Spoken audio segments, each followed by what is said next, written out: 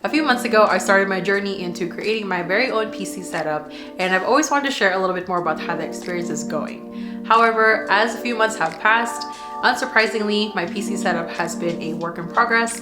It has taken a lot more time and not to mention money to save up for everything, but there are a few things that I've picked up along the way that I've been very excited about. Hi everyone, if you're new to my channel, my name is Paula, and today I want to talk to you all about one of my favorite additions to my setup so far, the Logitech Pro X2 Lightspeed headset.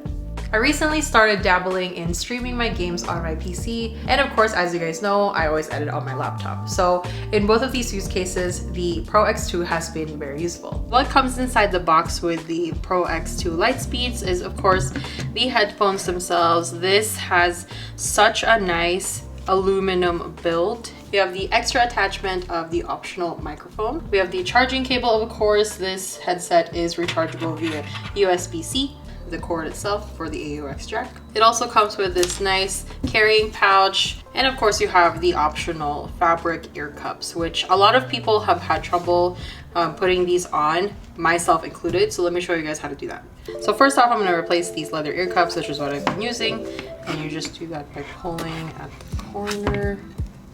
Okay, just pull it out ever so slightly. Now I'm going to grab the fabric ones, the fabric ear cups. You just put the ear cups horizontally like this, and I'm just going to wedge it on the top first. And then as you're pushing it down, kind of twist it around to fit it in the edges. Okay, it took me a long time to get the ear cup in the headset, but I finally did it. Ironically, I was trying to show you guys how to do it and I couldn't even figure out how to do it. I'm gonna stick to the technique that I did, which is to slide it in horizontally here. And then because the cup itself is like rubberized here on the side, you can pretty much stretch it over, push it down, and kind of just pull it around as you are making it fit around, I guess, that ear cup.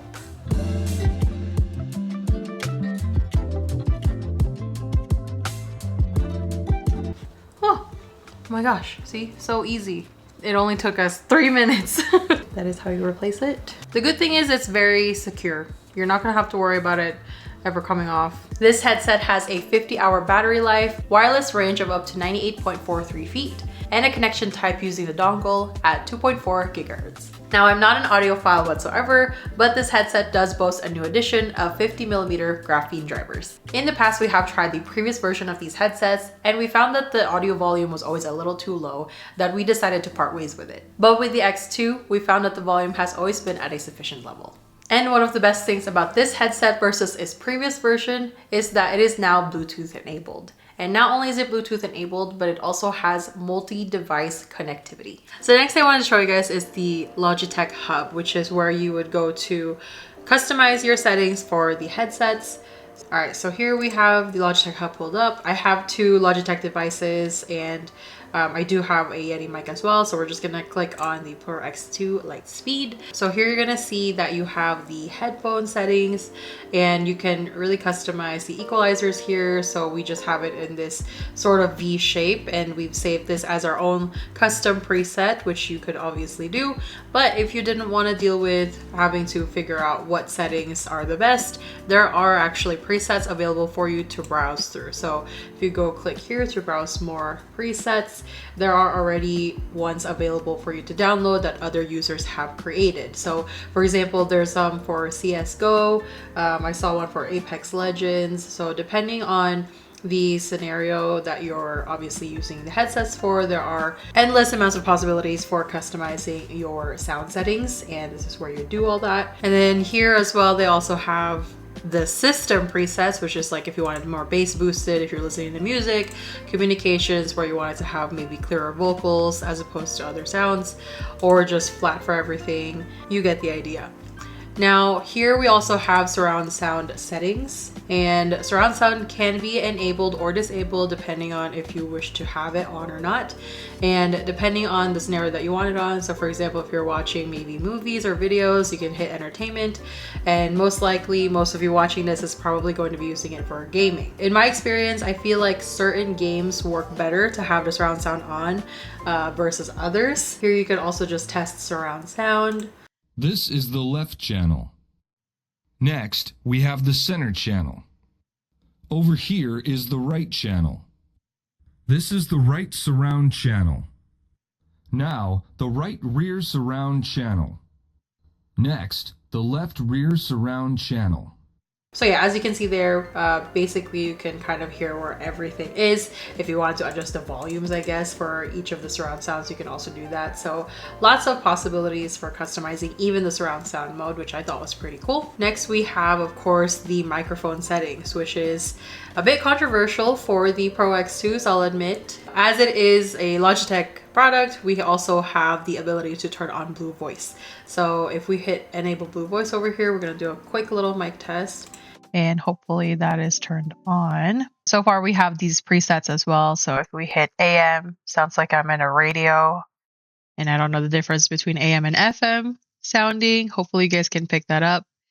Classic radio, probably sounds like an old-timey voice in the radio. You can kind of get the idea with this.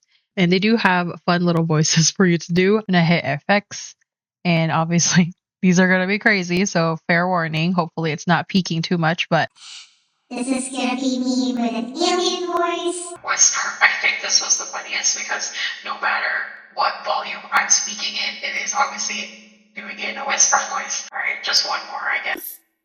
Helium Chipmunk. I'm sure this one sounds very, very realistic to how you guys probably think I sound in real life. Assuming that there are other ones that you can download, of course, if you explored Blue Voice effects, if you were working on a project that required special effects for your audio, this is available within that software as well. So let me go back and actually turn on surround sound, and I'm going to use it for gaming. I'm going to show you a scenario where this would be nice to have, which is open world gaming. Okay, so I just launched Lego Fortnite, and this is an open world game that I've been very into lately. And obviously, as you guys can see, the surround sound does it justice.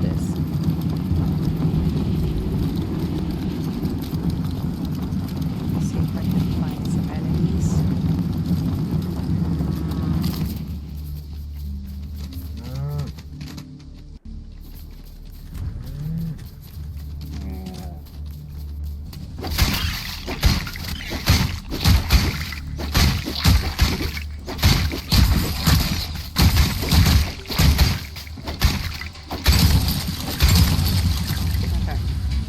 Too bad it's nighttime right now, so I can't really show you too much going on. A lot of the characters are already asleep. But I got a character here.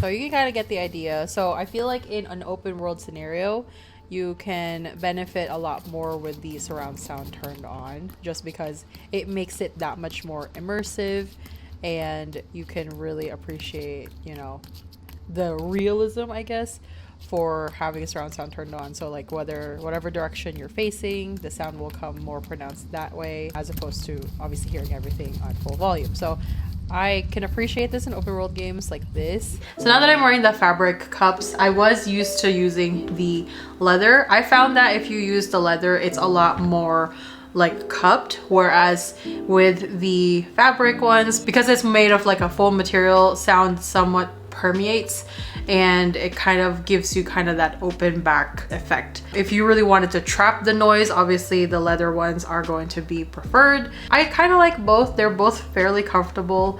Personally, I think it's just because I'm used to the leather ones that I do prefer the more like cupped sound. But a lot of people also like the foam pads more, just because I guess it's more realistic. It's really up to preference, and as you guys can see, you do have both options anyway. Now, I normally don't go on my PC wearing my glasses, but for some of you that do have to rely on glasses, as well as having to have these on, they do fit pretty comfortably as far as the space between where my frames are and the ear cups themselves. It's still nice and adjustable, and it doesn't feel like it's hurting on my temples having the glasses on. Like I mentioned, I usually wear my contacts, so I don't have that as an issue, but for those of you who maybe are wearing blue light blockers or are just glasses wearers and are wanting to have these, they don't hurt at all. So that I think is a nice bonus for its design as well.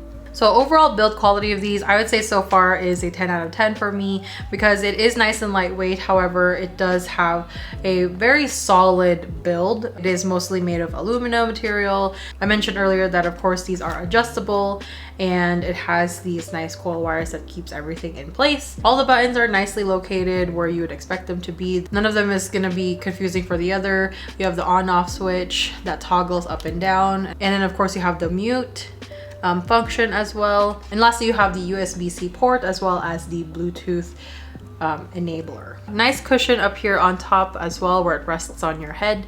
And of course it's made out of this pleather material stitched on there. Has a little bit of the branding. Oh, there you go. Has a little bit of that branding as well. So as you all can probably tell, I have somewhat of a bias to these headsets because after testing out a couple of different ones before deciding on this Pro X2 Lightspeeds, it's pretty comfortable, has really great sound quality. I feel like the build quality as well will allow me to have it for many years before needing to upgrade, and I'm definitely not thinking of upgrading it anytime soon since I'm very happy with it for what I use it for. Now, some of the drawbacks, as you guys have seen, the microphone that comes with the Pro X2s, I would not recommend using it unless that's the only microphone source that you have. And the reason why I wouldn't use it is because I've had this Blue Yeti microphone many years before that, and I've always found that this had very good quality for voice. But as you guys can see, the microphone on this one didn't really quite do it justice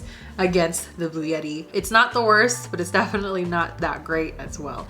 At $249, I would expect some sort of decent quality with the mic as well as the whole overall build quality of the headset itself. Unlike its competitor from Razer, which has pretty much similar features, but according to some of the tests that I was able to see comparing these two, the mic on the Razers are definitely a much better value than what you're getting with the Pro X2 Lightspeeds. So it's really up to you if the price is justified. Like I said, I've been using this for the last couple of months and I haven't had any complaints. Comfort really was the biggest thing for me, as well as the added bonus of having really good sound quality for the limited experience that I'm having so far. But let me know what you guys think of these headsets, if you have tried them or if you would recommend them. I would love to hear your guys' thoughts in the comments down below, so please leave us a comment. And as always, if you want to see more tech and gear related videos for myself, don't forget to subscribe to the channel as well. That is all for me. I'll see you guys in the next video.